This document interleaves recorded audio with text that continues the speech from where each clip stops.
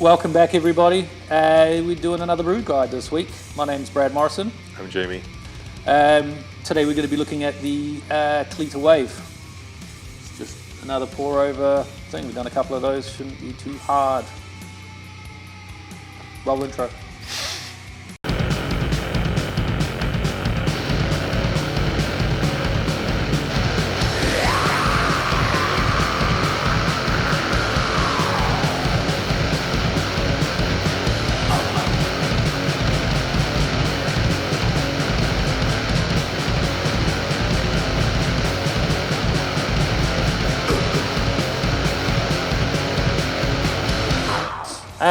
Yeah, cool. Thank you very much for coming back. We're doing brew guides. I've never been that good with my hands. We got the small guy this time. Gonna go straight in the cup. Nice and small, nice and compact. It looks like a keyring. You want to chuck those papers over here? Boom. And we've got some papers. A lot of people really like the Kalita Wave. They like it over the V60. Damn, son. I use it. Do you? Yeah. I got rid of my V60. I just have one of these now. Why? Because it's got a flat bed, so I don't need to worry about, a lot of the time with the V60, people are making like a little cone or a pyramid, and then they're being really careful about how they pour over. The flat bed and the sort of ridges on the paper just make it much easier to get an even extraction. You can just pretty much just pour water from a saucepan in. It's going to be fine. You From a saucepan? Essentially. Okay. I don't do that, but you don't need like a fancy kettle or anything. You can just pour. So we'll get some papers out. Yeah. Cool. Yeah, it's totally different. Go like that. That's it. Yeah. See that? Cool. So, being that it's a kind of like a pour over, I guess we're looking for something with a bit more sweetness and acidity. Yeah. So we're going to use a new coffee we got from Ecuador called Sadists. Sadists. I've been really enjoying this one. It's nice. Washed coffee. Tastes like forest fruits. Tastes sweet. It's got like a sugar caneness to it. Yogurty. Yeah.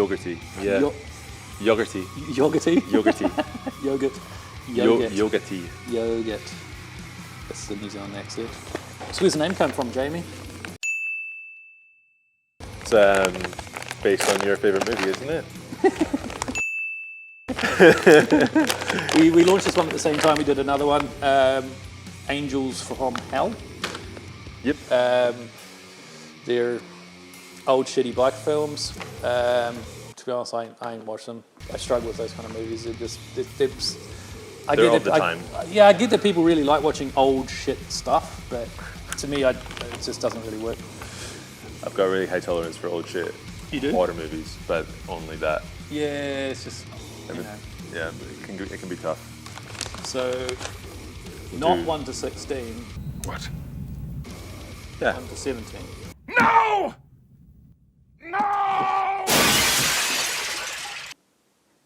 Are you What did we say in being the last one? serious? You were making fun of us in the last one, weren't you? Yes, 1 to 16. Yeah, oh yeah. No, but I thought in the last one that you were saying like, because we said it wrong in the last one, didn't we? Yeah, you said 1 to 17 the last one. Ah, okay, yeah, 1 to 16. So yeah, we'll do 15 grams. I don't really brew lots at home. That's 11. 11. You just like brew on your Lamborghini Mini. Don't make these peasant brews. No. Yeah. I mean, actually, I've been using the puck mainly for drinking now. Oh yeah? Yeah, it's just so good. And we've still got a lot of the Black Death. I've got a lot of it at home, and it tastes just so delicious. Yeah, so we'll grind this a bit finer than you would for, say, an AeroPress or a Chemex or something where you're making quite a big brew. Okay, I see what you're saying. But not finer then. Like, so just would you do this the same as a V60? Yeah. Yeah. Okay, cool. Yeah. These are the Wilfer precision grinders.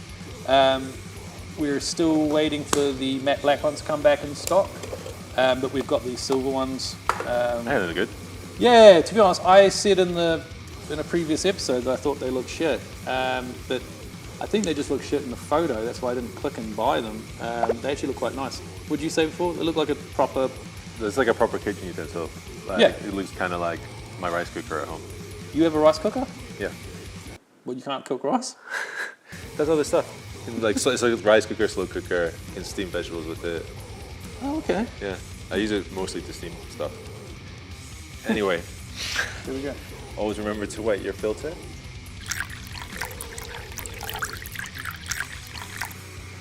So this is obviously the 155, but it comes in a Yeah. 185, doesn't it? Yeah. I don't know what those numbers mean. The 185 is bigger. It must be some sort of measurement. Yeah. So this is like a single cup serve. That's why we've not got a jug or anything to pour into. We're just going to go straight into the cup. That's why we only grind 15 grams of coffee. We're going to put 240 grams of water in there. But if you were, like, this is perfect if you live on your own, or you're the only coffee drinker in the house, or you want something small that you can keep at your office. Yeah.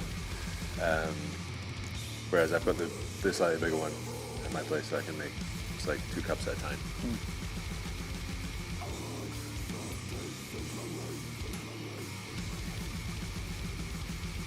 There you go.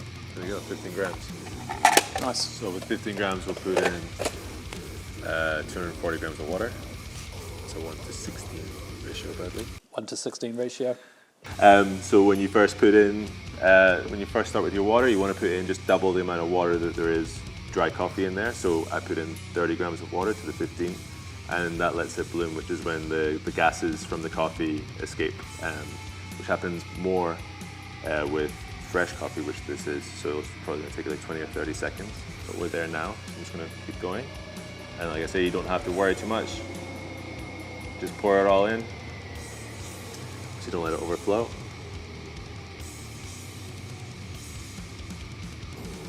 This coffee was actually roasted today, wasn't it? Probably. Yeah, probably.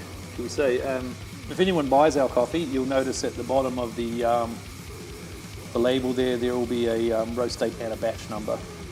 If there was ever the odd occasion where someone had an issue with one of our coffees, we could use that batch number, trace it back to the roast itself. We use Cropster. Yep, we use Cropster, who's- which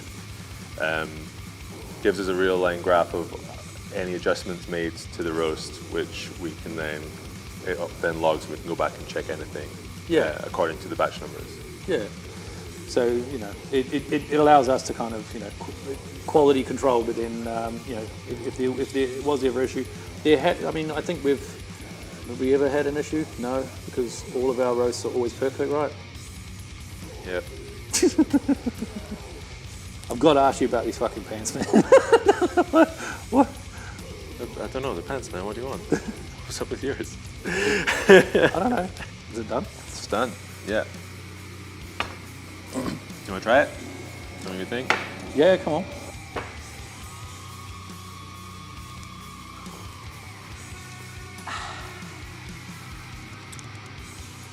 I mean, it is very, very fresh. Yeah. Yeah. But no, it is. It's. I mean, we're getting such great feedback on this coffee, and you can tell. Yeah, forest fruits, yogurty. It is what it is. It's delicious. It's a great coffee. It's selling exceptionally well. You did a great job on roasting that coffee, Jamie. I know. Yeah, and picking the coffee. Thanks. How do you pick the coffee, by the way? I have relationships with a few importers that I talk to that I've been working with for years. And Who's this one through? this is through Caravella.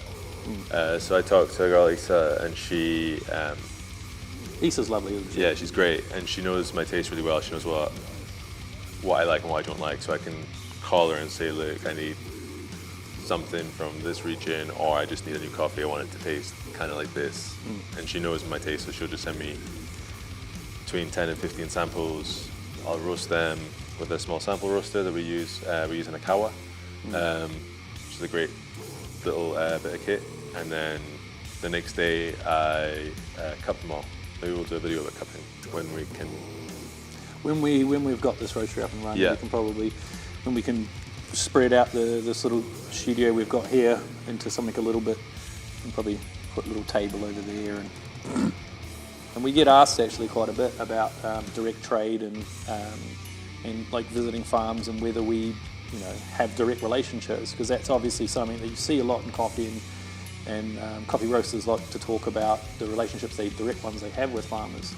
Something that has to be thought about quite a lot in terms of direct trade is the risk to the farmer dealing with someone who's so small as us. Yeah. Like a company like Caravella have the capital to pay in advance and then sell it on and this sort of thing. So if we were to go to, let's say we went to a farmer that Caravella normally would buy their coffee from, we say, well, we want to buy this coffee from you, we'll do it directly, we don't have, neither of us have to pay a cut to the importer, and then harvest comes around and we've had a bad year, we don't have the money, that farmer's cut ties with their steady income and now are reliant on us, and we might not have the It's funds like a readily bad available. situation like what's going on right now. Exactly.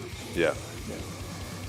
I mean, it is in the pipeline. It is something we're starting to think about, especially for, like, say, our Lost Highway, which is our espresso that you guys drink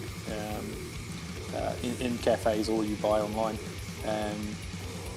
We're probably starting to get to a place where we might be able to start like creating relationships with farmers directly, and it's something we probably will do over the next year or two. And I mean, depending on what happens with this channel, whether if we have if we're still doing this, yeah. if we're still making videos, but then we might make Yeah. a video out on a farm. Is that what you want to say? Yeah, man, I want to take the shit on the road. Beers across Central America? Hell yeah. Yeah, bro. Yeah. Coffees around the world? Beers around the world sounded better. Beers around the world, sounds good. You up for it, Will? Stoked. Yeah, so I guess, we're going to give this, we'll do a giveaway. Yeah, we'll give away the Kalita. Want to give away this mug?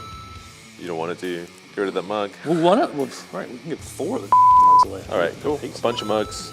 The And Wave, the Papers, Satan Sadists, Satan Sadists, Angel Angels of of Hell. Hell. What other shitty movies do we name coffees after? We'll just give you all the coffees. We'll give you all the copies. Yeah. And a question. Shitty movies? Name a shitty movie. Name Name your favorite shitty movie. Name your favorite shitty movie. Your favorite B movie. Let's say it like that. You like horror ones though. Let's Yeah. make it more specific. Otherwise, it's just going to be like way too wide. Yeah. What's your favorite horror B movie? Favorite horror B movie. Do you know what yours is? I'm trying. Man, there's a list. There's a list. Is it? Living Dead in Manchester Morgue, probably. That's fucking great. I've never really watched too many, to be I honest. know, you're a baby. I'm a bit. You can't sleep after. Yeah. I do cry in all movies, and also I can't watch any scary movies. I have You're a baby. It's my imagination, dude. Like, it's not even watching the movie. I can watch the fucking movie. It's the next day. It's that night for sure. And it's so that like the next week I'll be like, I won't be able to turn lights off before I leave rooms and shit. I'm just, yeah. Yeah. I'm a big baby, I'm sorry. Yeah, and on that fucking great note, let's just... Peace out. Bye. Like, subscribe.